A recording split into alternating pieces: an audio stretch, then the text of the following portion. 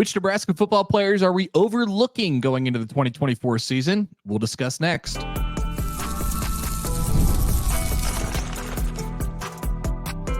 You are Locked On Nebraska, your daily Nebraska Cornhuskers podcast, part of the Locked On Podcast Network, your team every day. Thanks for making Locked On Nebraska your first listen every day. We are free and available wherever you get your podcasts and on YouTube, part of the Locked On Podcast Network, your team every day. All right. Hello and welcome on a Wednesday. It is Wednesday, the Wednesday after Memorial Day. Still trying to figure out where we're at on the weekly calendar. Got my coffee this morning. Connor, you got some fuel to get you through? Indeed. I'll be sipping throughout the show. All right, we're ready to do this. So on Tuesday, that was yesterday, I saw the trailer drop for another episode of the Chasing 3 series that Nebraska has been producing in this offseason. It features Rahmir Johnson and Thomas Fidone this time and documents their battles to return from injury. An interesting topic, always good for telling those stories. A new face to the Chasing 3 series that we saw in this trailer is Matt Hobbs. He's the assistant director of football strength and conditioning, also the return to performance coordinator. So that's a position that did not exist 5 years ago. He is basically the guy who runs your rehab. And he said this, it stuck out to me, about Rahmir Johnson. He said he's bigger than he was before. He's stronger than he was before. He's faster than he was before. I would not say that's the norm, but that might just be Rahmir Johnson's norm. Okay, so this brought a thought into my head, and the thought was, are we overlooking Rahmir Johnson? The guy who ran for 495 yards back in 2021. That was a long time ago.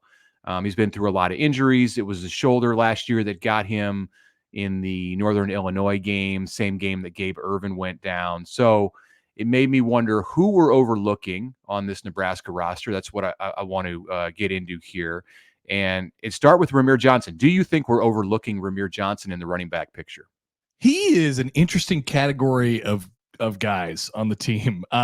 He might be in a category sort of all by himself because we know that Rahmir Johnson can be at the very least a serviceable player for Nebraska, and he can play. The coaches that Nebraska has now always like to say, hey, we like to look at 2021 with him. He ran for, like you said, almost 500 yards, had a couple hundred out of the receiving out of the backfield as well. But he's just been injured. And you know what? There might be another running back who's in that same category, and it's Gabe Ervin, Okay. And so that's a room we've been waiting for somebody to kind of go grab it. And absolutely. I think the truth of it is we probably won't know what to think of it until you get through fall camp and have a better sense of what's going to happen there.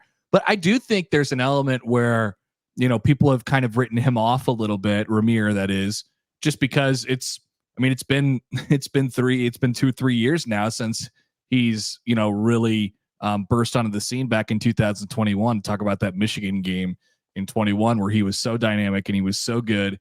And so like part of you thinks that's in there somewhere. You just have to find a way to kind of get it out. If that's the case, then yeah, I think he's an overlooked guy, at least right now, the way that people are talking about the running back room for this year. I can't wait to see what they do, what the Nebraska's creative staff does with Rahmir and with Fidone, but specifically with Rahmir. And because I don't feel like we know enough about what he's been through with the injuries. It's just been kind of one thing after another.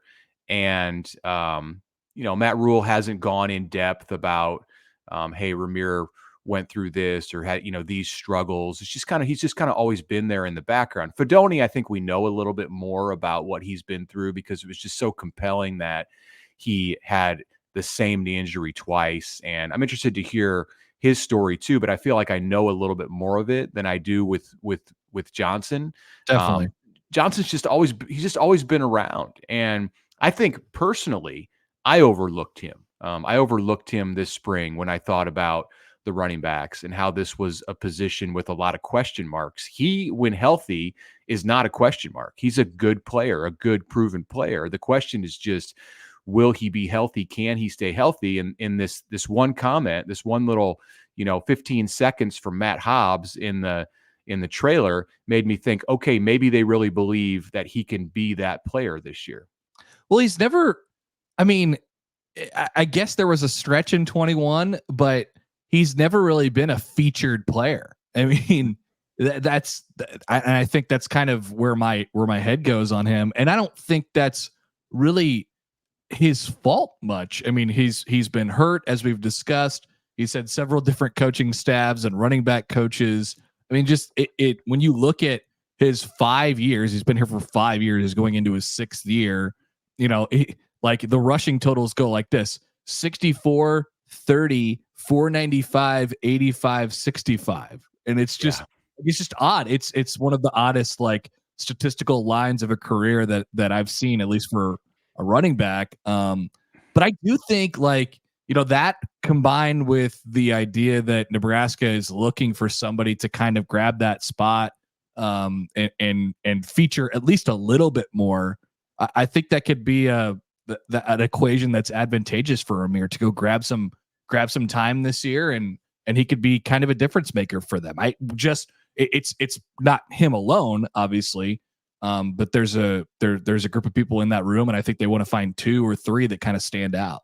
I've heard Matt Rule say that he believes that Rahmir can be an NFL type of player, which was eye-opening to me, because other than 2021, we haven't seen anything close to that as far as production from him. But, the big thing that's held him back, going through multiple coaching staffs, has just been Nebraska's reluctance to put him in a spot and leave him there. It's always been, is he the third down back? Is he going to kind of be a hybrid wide receiver, for a brief period of time? He was a workhorse, and I don't think that's fitting of his skill set either, because he's not the biggest guy out there, although he looks bigger in the video clip that we saw from Nebraska, just in this trailer, and you hear Hobbs say he's bigger than he's ever been. So I want to know a little bit more about that too. But I think he's a change of pace guy who can give you 8 to 12 carries in the right situation and be very effective in that role. So I'm going to say he is, yes, in fact, an overlooked guy on the roster. Who else offensively? We'll get to defense in the second segment, but who else would you say fits that bill? I would agree with you, by the way, on Rahmir. I do think he's a little bit overlooked, but it's funny. I was thinking about this question, and I looked through my my like piece together, band-aided together scholarship distribution. That I've tracked over the last couple of years. And if we're talking offense, the first guy that jumped out to me, Isaiah Garcia Castaneda. Like I don't know what to do with him. I don't know that he's a forgotten about guy in the sense that he gets lost in the shuffle of Banks and Nair and some of the younger wide receivers in that room. But I just there was no, I mean, he's injured, obviously. There was no talk about him whatsoever this spring. So I don't know if I would put him as a candidate to make noise or to be a player, but I just wanted to say that I definitely did forget about him. Do you just go back to the Northwestern game, the Ireland game, and remember what he did at the beginning of that game with Casey Thompson? That was a long time ago. He has quit the team and come back, and then suffered a season-ending injury in the opening game of the next year since all of that happened. It's crazy. So yeah, he's definitely a forgotten about guy. I don't know if there's enough, obviously you have this bright flash of a moment, and then that's it for his entire career. So I don't even know what to do with that, but I definitely don't put him in the equation when I start adding guys in this year. Who's going to help? Who's going to be a plus? I don't even think about him in the equation. Maybe I should. I don't know. Maybe we'll find out this fall. I overlooked him when I was making the list of potentially overlooked players. So that tells you he's like level 2 of being overlooked. I'll throw out 2 more pass catching targets, but then the one that I want to focus on in the last minute or so of this segment is a lineman. So Ismail Smith-Flores as a tight end, I think it's a little bit overlooked because of Fidone and incoming Carter Nelson, but I don't think he should be overlooked. He's the son of Leroy Smith, who was a legend at Iowa, tons of athleticism, a guy from Texas who was a multi-sport athlete in high school and just had untapped potential, I think, coming out of the Dallas area. I think he's someone who might surprise people, and it's not like he's going to play 40 snaps a game, but I think when he gets on the field after a redshirt year, he can make a difference. Janiron Bonner, who has moved back to what is his natural position at wide receiver, another guy that they talk about as having NFL potential as a fullback or an H-back, but he's going to play wide receiver again this year because that's where he can fit and help Nebraska most in this offense. And we saw a flash from him in the spring game. And then the guy that I want to get your take on, Connor, is Turner Corcoran, because they've stuck him at left tackle for most of his career, and it's not the right fit for him. He's also been injured. He was injured this offseason. I think if they find he's going to plug a gap here and play multiple spots, maybe play 30 or 40 reps a game instead of high 60s, he can really finally be someone who lives up to what was like almost 5-star billing. He's not going to be like a 5-star kind of player, but he can be very effective, I think, if they use him properly. I totally agree. He is a classic case, and this has been the case with some of them have transferred over the years, but a guy who was thrust into playing time way too early and was asked to take on way too big of a load just too early in their career. And that depending on how you take it and depending on how it works out with the team, it could either set you back and kind of stunt some important development time, or you can, kind of take it and run with it. We've seen examples of both over the years. So you never know how that's going to go. And I think in the case of Corcoran, they never got him settled in anywhere. I totally agree. If you could be kind of just a flex hybrid type of offensive lineman has experience interior and on the exterior offensive line, you got a chance to make him into something and a productive player for you and a plus going into this season. Can I give you one more guy before we take a break, by the way? Yeah, or you can hold it till after the break. Okay. All right. Let's just hold that real quick. I just thought of another offensive guy and I want to get your take on as well. So we could do that when we return. Remember, please subscribe on YouTube. We are available there if you're watching with us. Thank you. Twitter at LockedOnNEB. And you can email us, lockedonneb@gmail.com. We'll be back after this. All right, winner take all time in the NBA and the NHL. FanDuel is giving you a shot to bring home a big win of your own. Right now, new customers get $150 in bonus bets with any winning $5 bet. That is $150 to spend on spreads, money lines, player props, and more. So we have one more game at least in the Western Conference Finals. And if you look ahead to Thursday in Game 5 in Minnesota, Charles Barkley thinks it's snowing there, but it is indeed not. I mean, it's just the cottonwood falling out of the sky. If you were watching the Royals Twins game last night, Minnesota is a 4.5-point favorite. So if you think the Wolves are going to close it out and win by 5, place that $5 bet and you get $150 to spend on whatever it is you'd like from there. Only one way to do it. Head to FanDuel.com/lockedon and make every playoff shot count. FanDuel, America's #1 sportsbook.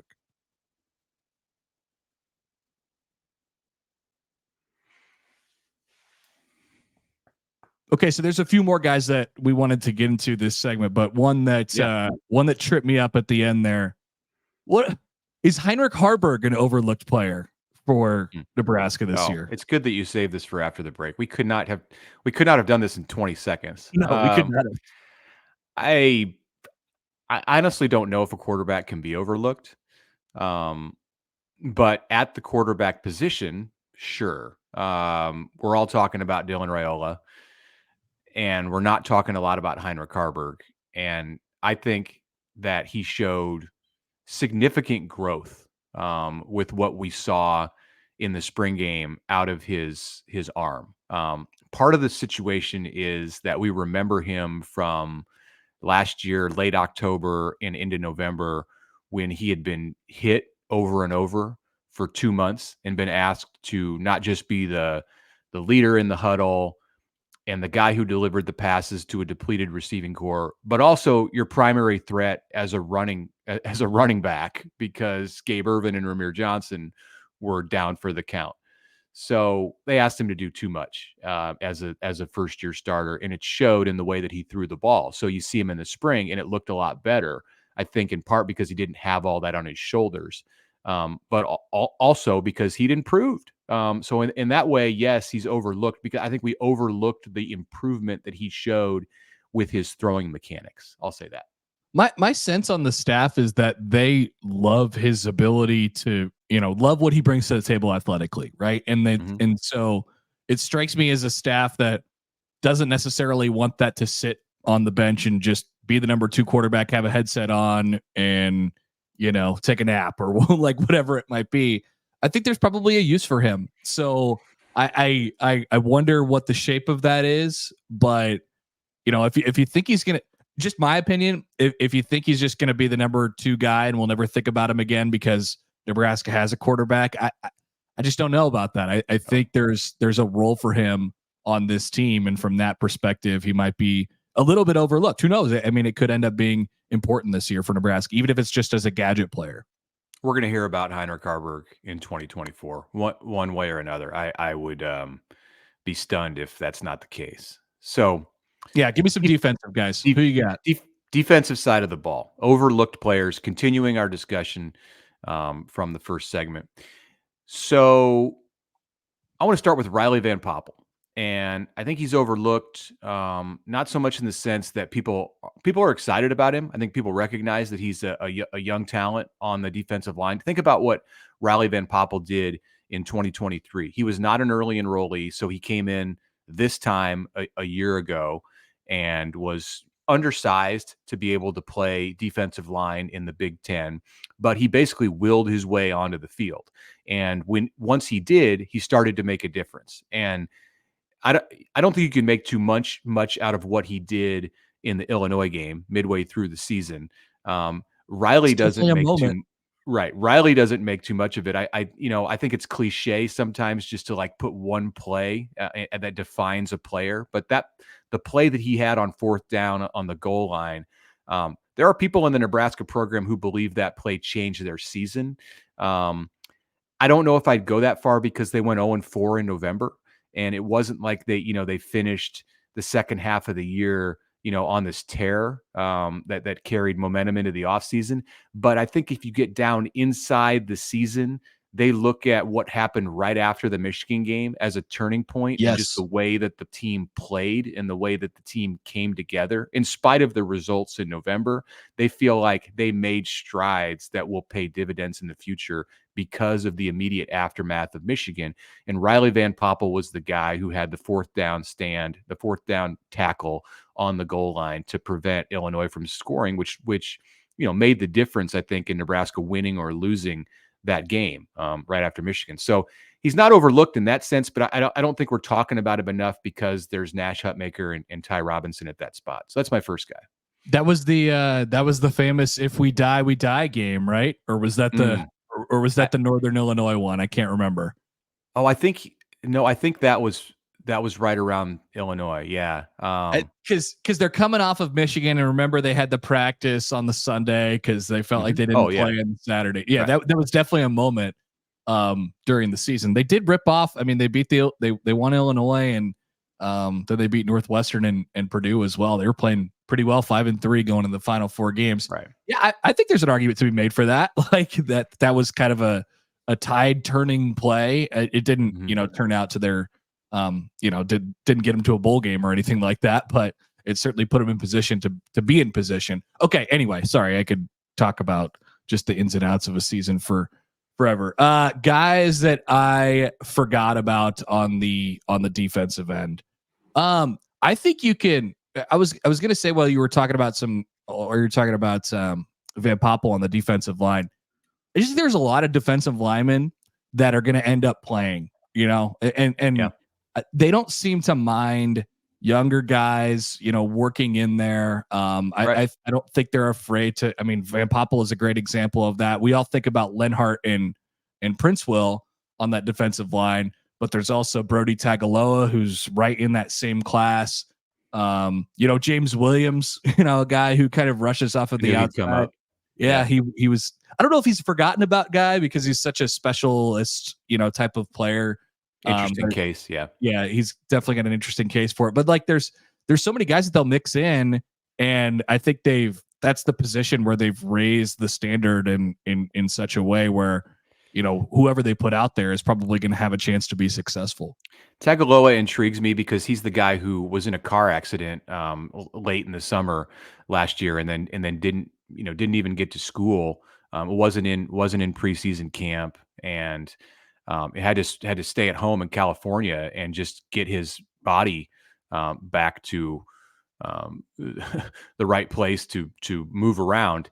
So I'm kind of interested to hear more about that return to performance, to go back to Matt Hobbs, and maybe we'll hear about Brody Tagaloa, who knows, in the Chasing 3 series. But if not, I'd like to talk to him.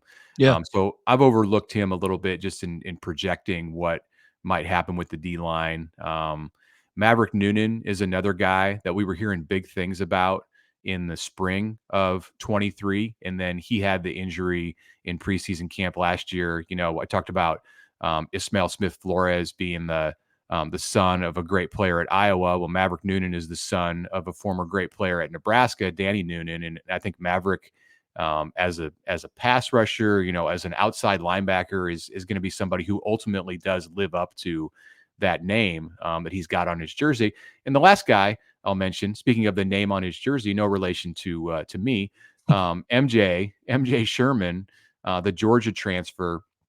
A little underwhelming last year because he kind of spoke loudly when he got into the program, and I think we thought, hey, this guy's really going to be something. He's bringing some swag, and it didn't really materialize during the fall into like a bunch of great performances. He had a big sack in the spring game, and I really thought Nebraska had something there, and I think they do, and you're going to see it this year. I think he's focused in a different way. We didn't hear the same kind of bravado from MJ Sherman this spring when he did speak publicly. I think he's going to let his actions do his speaking here as a senior.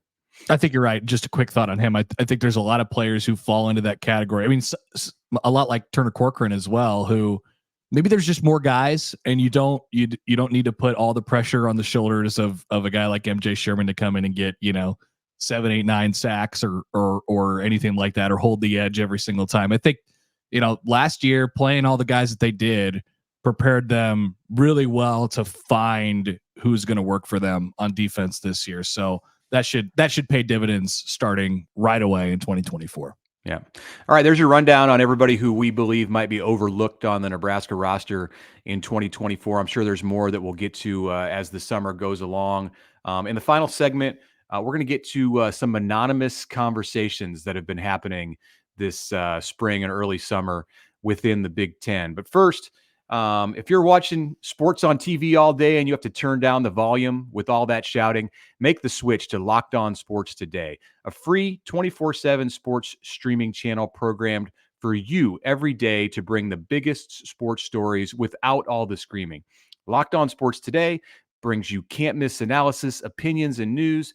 It's streaming 24/7 on YouTube or on the free Amazon Fire TV channels app, part of the Locked On Podcast Network, your team every day.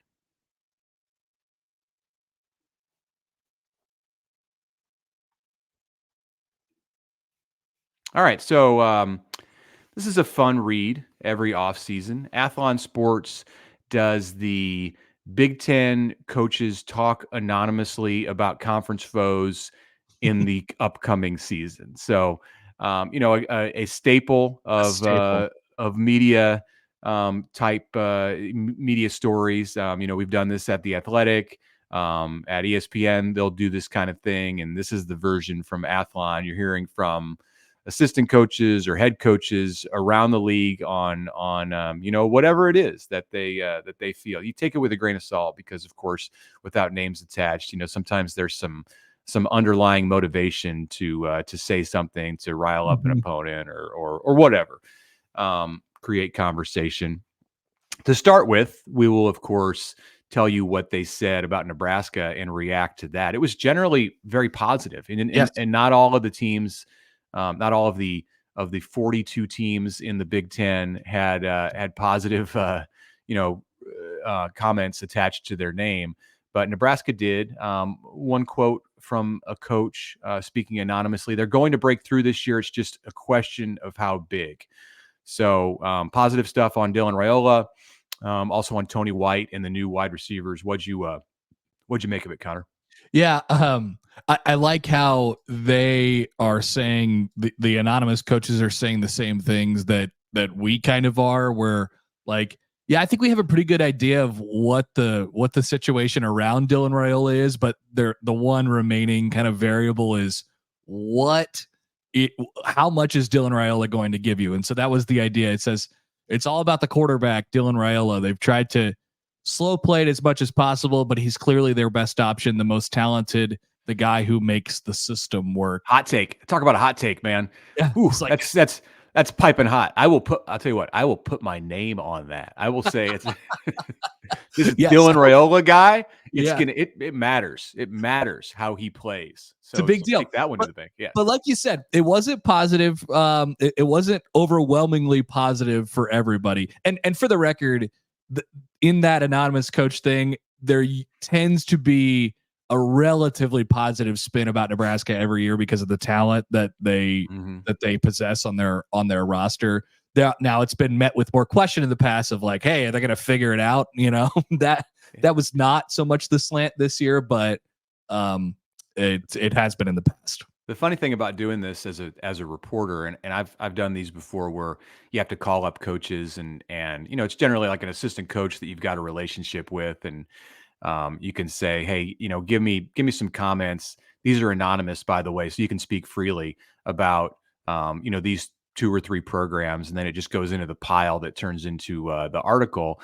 And like half of the stuff they say, you learn who these coaches are it's totally unnecessary at all for them to be anonymous. They're like, yeah, hey, David Braun, that coach at Northwestern, he did a great job.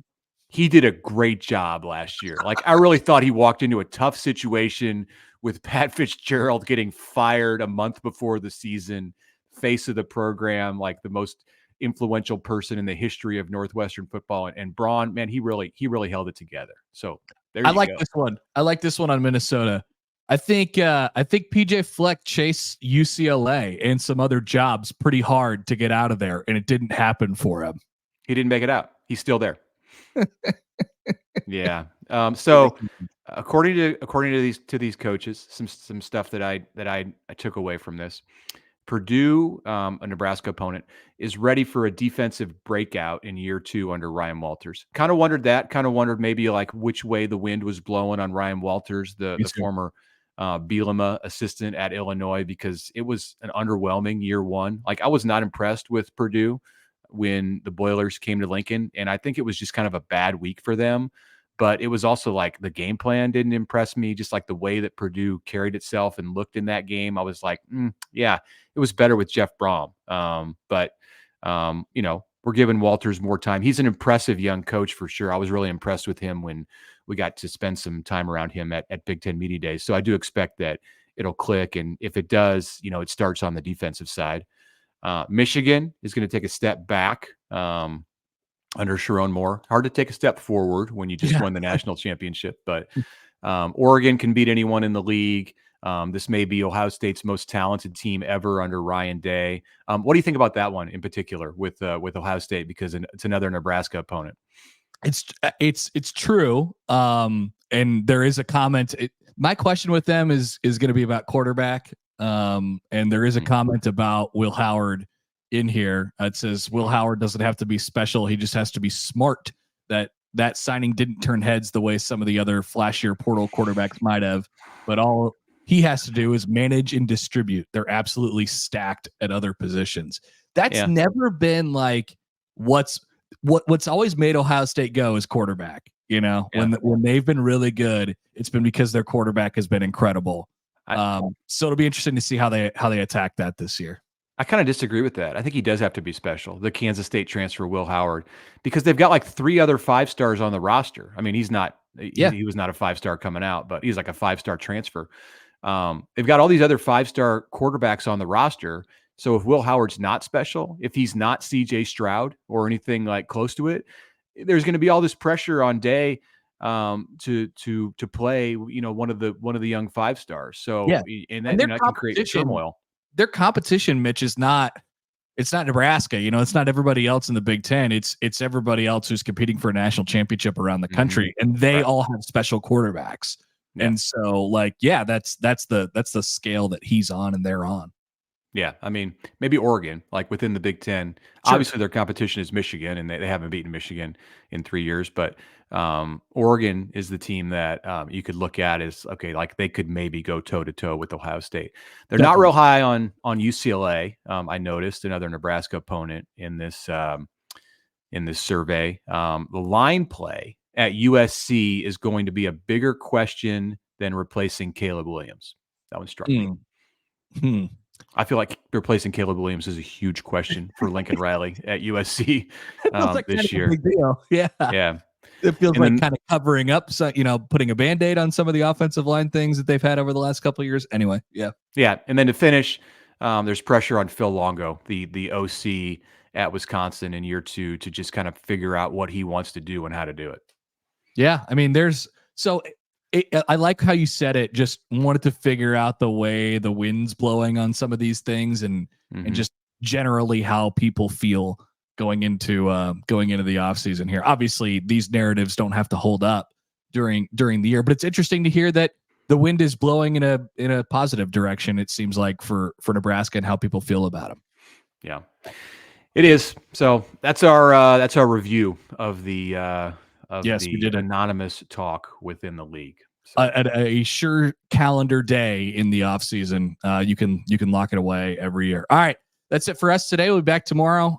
Plenty more Husker topics coming your way. But first, before we go, Locked On has launched the first ever National Sports 24/7 streaming channel on YouTube, and it's also available on Amazon Fire TV in the free Fire TV channels app. Locked On Sports Today is here for you 24/7, covering the top sports stories of the day, with the local experts of Locked On, plus our national shows covering every league. Find Locked On Sports Today now available on the free Fire TV channels app.